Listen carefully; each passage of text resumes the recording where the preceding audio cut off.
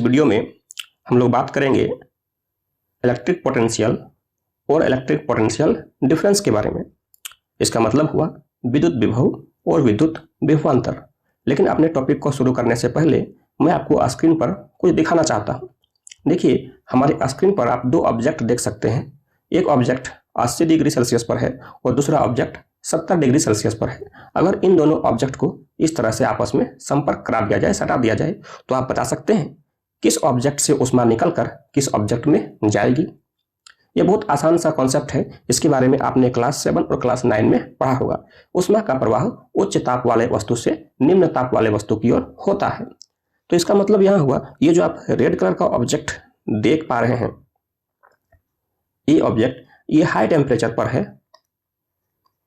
High temperature यानी उच्च ताप पर है। और ये जो ब्लू कलर का ऑब्जेक्ट देख पा रहे हैं, ये उसके रेस्पेक्ट में लो टेम्परेचर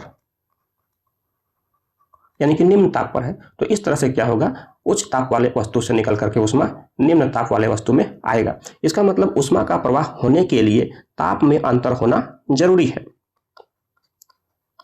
ताप में अंतर होना जरूरी है, यानी कि तापांतर, डिफरेंस इन टेम्परेचर, ये क्या है, जरूरी है। लेकिन अगर दोनों वस्तुओं का तापमान एक जैसा हो जाए, देखिए अब हम देख सकते हैं स्क्रीन पर दोनों ऑब्जेक्ट का टेम्परेचर 70 डिग्री सेल्सियस है, तो क्या इस परिस्थिति में ऊष्मा का स्थानांतरण होगा? बिल्कुल नहीं, क्योंकि इस स्थिति में जो ताप का अंतर है वह शून्य है, जीरो है, इसलिए ऊष्मा का स्थानांतरण नहीं होगा। इसका मतलब हुआ कि ऊष्मा के प्रवाह के लिए ताप में अंतर जरूरी है। चलिए हम एक और एग्जाम्पल देखते हैं। देखिए, आप हमारे स्क्रीन पर देख सकते हैं दो ग्लास है और दोनों ग्लास में वाटर है। अब मैं क्या करता हूं, दोनों को एक क्षैतिज पाइप से जोड़ देता हूं।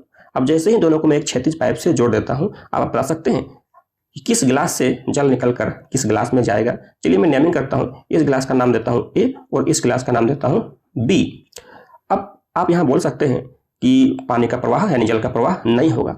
क्यों नहीं होगा? क्योंकि इस गिलास में पाइप के ऊपर जो यहां से यहां तक जल का हाइट है और यहां भी जो जल का हाइट है वह सेम है। इसका मतलब दोनों गिलास में जो जल का दाब है यानी कि वाटर का जो प्रेशर है वह सेम है, समान है। वह क्या है? समान है। तो दोनों में अगर दाब समान होगा, अब यहां पर आप ये जो दाब बोल सकते हैं, जो दोनों का दाब समान है, इसका मतलब प्रेशर का डिफरेंस नहीं है। या हम ऐसे बोल सकते हैं कि दोनों के वाटर लेवल का डिफरेंस नहीं है, तो उस परिस्थिति में जल का प्रवाह नहीं होगा। लेकिन अब देखिए स्क्रीन पर फिर से मेरे पास दो ग्लास है। फिर से मैं नेमिंग करता हूं ए और इसका नेम बी। अब मैं फिर से इसे एक हॉरिजॉन्टल पाइप से जोड़ देता हूं। अब क्या आप बता सकते हैं किस गिलास से जल निकलकर किस गिलास में जाएगा? बिल्कुल सही, आप बोल सकते हैं गिलास ए से पानी निकलकर गिलास बी में जाएगा। क्यों जाएगा? क्योंकि इस बार देखिए यहां से लेकर के यहां तक का जो हाइट है वह इसमें ज्यादा है और यहां जो हाइट है वह इसके रेस्पेक्ट में, इसकी तुलना में कम है।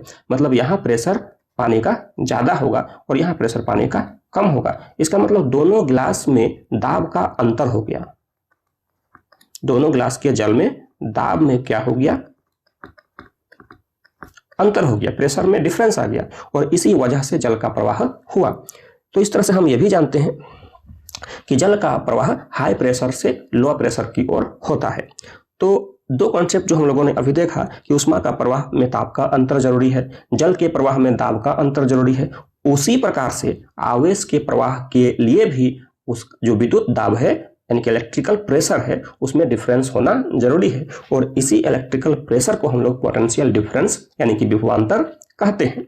चलिए हम लोग उसको समझने का प्रयास करते हैं। देखिए, आप हमारे स्क्रीन पर देख पा रहे हैं एक बल्ब है और उसको हम लोगों ने तार की सहायता से जोड़ दिया है और यह तार सुचालक तार है। अब आप बताइए क्या इस परिस्थिति में बल्ब जलेगा? बिल्कुल नहीं जलेगा, क्योंकि अभी जो हमारा ये वायर है इसमें बहुत सारे फ्री इलेक्ट्रॉन्स तो हैं, लेकिन वो फ्री इलेक्ट्रॉन्स अपने आप एक जगह से दूसरे जगह मूव नहीं कर सकते हैं। देखिए मैं जो डॉट डॉट दे रहा हूं काले रंग से, वह क्या है? सारा फ्री इलेक्ट्रॉन्स है। लेकिन ये फ्री इलेक्ट्रॉन्स अपने आप मूव नहीं कर सकते हैं। क्यों नहीं कर सकते हैं?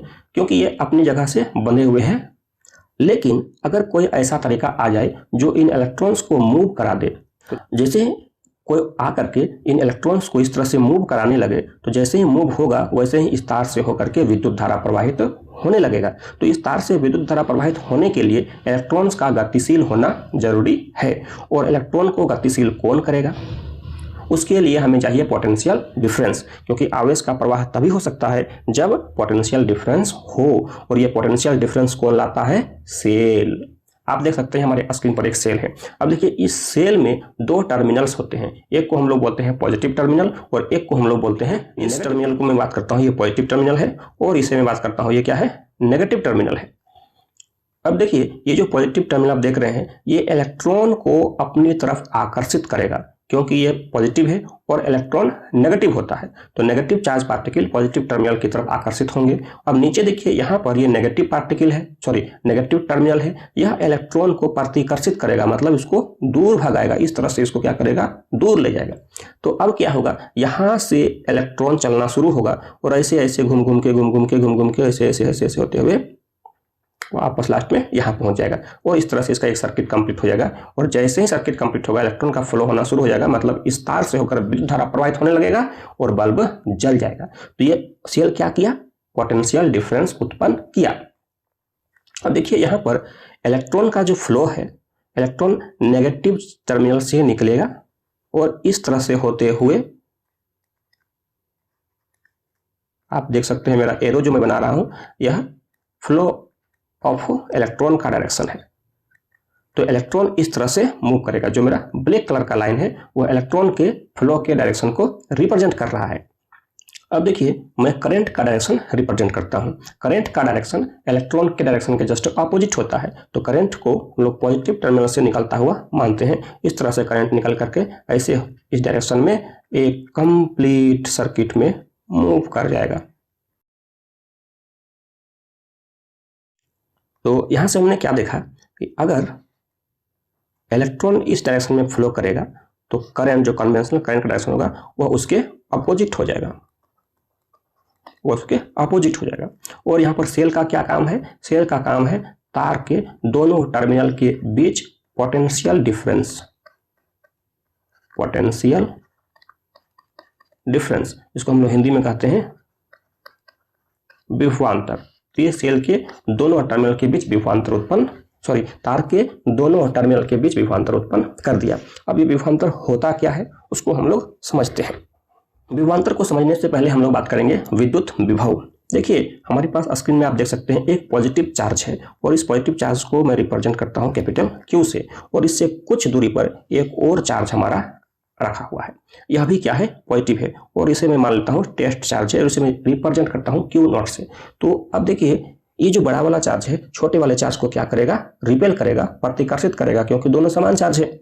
और हमारा जो बेसिक कॉन्सेप्ट है वह क्या कहता है कि अगर समान आवेश हो तो उन दोनों आवेशों के बीच प्रतिकर्षण होता है, और अगर दोनों असमान आवेश हो तो उस समय दोनों के बीच क्या होगा? आकर्षण होगा। तो यहां पर दोनों एक दूसरे के समान आवेश हैं तो प्रतिकर्षण होगा, और बड़ा वाला आवेश छोटे वाले आवेश को दूर ले जाएगा। दूर कब तक ले जाएगा? जब तक वो अनंत तक ना पहुंच जाए। जैसे ही वो अनंत तक पहुंच जाएगा यानी बहुत दूर चल जाएगा, बहुत दूर को मैं बात करता हूं अनंत, ये बहुत दूर चला गया, अब ये फोर्स लगाना बंद कर दिया। तो अगर मैं इस चार्ज पार्टिकल को इधर लाना चाहूं तो हमें क्या करना पड़ेगा? कुछ ना कुछ कार्य करना पड़ेगा, कुछ ना कुछ वर्क करना पड़ेगा। चलिए मैं बात करता हूं, इस बड़े वाले चार्ज का फील्ड है, इलेक्ट्रिक फील्ड है, और उस इलेक्ट्रिक फील्ड पर कहीं एक पॉइंट है ए। इस जगह तक हमें क्या करना है? इस Q0 चार्ज को लाना है। तो Q0 चार्ज को अनंत से इस बिंदु तक लाने में कुछ वर्क करना पड़ेगा। मान लिया वो वर्क कितना है? W। तो हम इस तरह से कह सकते हैं Q0 चार्ज को अनंत से ए बिंदु तक लाने में W कार्य करना पड़ता है। तो अगर यह इकाई आवेश होता, यूनिट चार्ज होता, और अनंत से ए पॉइंट तक लाते हैं तब कितना वर्क करना पड़ता? W/Q0। तो ये जो वर्क है इसी वर्क को हम लोग कहते हैं पॉइंट ए का इलेक्ट्रिक पोटेंशियल, और इसे रिप्रेजेंट करते हैं V से। तो बिंदु ए का जो विद्युत विभव होगा वह W/Q0 होगा। इसे हम डिफाइन कैसे करेंगे? हम बोल सकते हैं इकाई जांच धन आवेश को अनंत से विद्युत क्षेत्र के किसी बिंदु तक लाने में जितना कार्य करना पड़ता है उसे ही उस बिंदु का विद्युत विभव कहते हैं। आप हमारे स्क्रीन पर देख सकते हैं, इकाई जांच धन आवेश को अनंत से विद्युत क्षेत्र के किसी बिंदु तक लाने में जितना कार्य करना पड़ता है उसे ही उस बिंदु का विद्युत विभव कहते हैं। और विद्युत विभव को अंग्रेजी के कैपिटल लेटर V से रिप्रेजेंट करते हैं। और विद्युत विभव का जो SI यूनिट है वो होता है वोल्ट। वो क्या होता है? वोल्ट। और इस वोल्ट को भी हम लोग कैपिटल V से रिप्रेजेंट करते हैं, दिखाते हैं। इसके बाद हम लोग सीखेंगे विभवांतर, पोटेंशियल डिफरेंस। तो देखिए हमारे पास स्क्रीन पर एक वायर है और इस वायर में बहुत सारे फ्री इलेक्ट्रॉन्स होंगे या बहुत सारे चार्ज पार्टिकल्स होंगे। तो मैं बात करता हूं एक चार्ज का। देखिए व्हाइट कलर का आप एक चार्ज देख सकते हैं। ये जो चार्ज है वह है Q। यहाँ पर पॉइंट है A और हमें इसे पॉइंट B तक ले जाना है। तो अगर इस चार्ज पार्टिकल को पॉइंट A से पॉइंट B तक ले जाएंगे तो क्या करना होगा? हमें उसके लिए कुछ ना कुछ कार्य करना होगा। तो चलिए हम उस कार्य को मान लेते हैं W। तो इसका मतलब हुआ कि इस आवेश Q को बिंदु A से बिंदु B तक ले जाने में W कार्य करना पड़ता है। अगर हम यहाँ पर इकाई आवेश लेते हैं, इकाई आवेश को बिंदु A से बिंदु B तक ले जाते हैं, तब हमें कार्य करना पड़ता W/Q। तो इकाई आवेश को बिंदु A से बिंदु B तक ले जाने में जितना कार्य करते हैं उसे ही दोनों बिंदुओं के बीच का विभवांतर कहते हैं। तो अगर बिंदु A और बिंदु B के बीच का विभवांतर कैपिटल V हो तो हम बोल सकते हैं, क्या बोल सकते हैं? V = W/Q। V = W/Q। हम इसे परिभाषित करना चाहें तो कैसे करेंगे? आप देखिए हमारी स्क्रीन पर, किसी धारावाही विद्युत परिपथ में एकांक आवेश को एक बिंदु से दूसरे बिंदु तक ले जाने में जितना कार्य करना पड़ता है उसे ही उन दोनों बिंदुओं के बीच का विभवांतर कहते हैं। जैसा कि आपने अभी देखा हमारे स्क्रीन पर, A बिंदु से B बिंदु तक जब हम ले जाना चाहें तो वर्क करना पड़ा हमें W और आवेश कितना था? Q। तो Q आवेश को A से B तक ले जाने में W कार्य करना पड़ा। इसका मतलब इकाई आवेश को ले जाने में W/Q कार्य करना पड़ेगा। इसे ही इन दोनों बिंदुओं के बीच का विभवांतर कहेंगे। जैसा कि हम लोगों ने अभी देखा V = W/Q।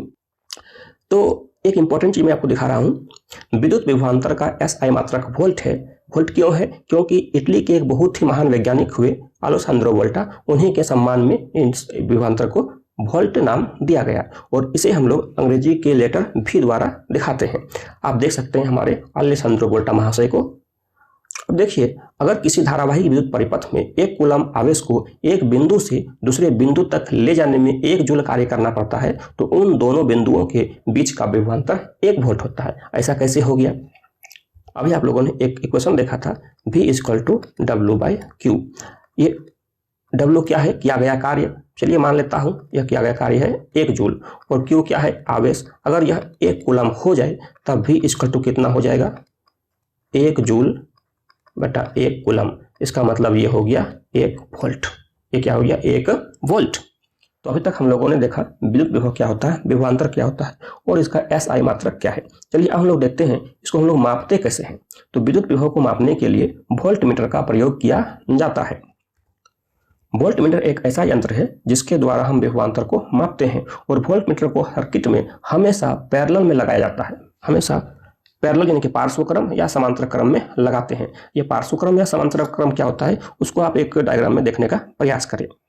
जैसे हमारे पास ये एक बल्ब है और हमारे पास ये एक दूसरा बल्ब है।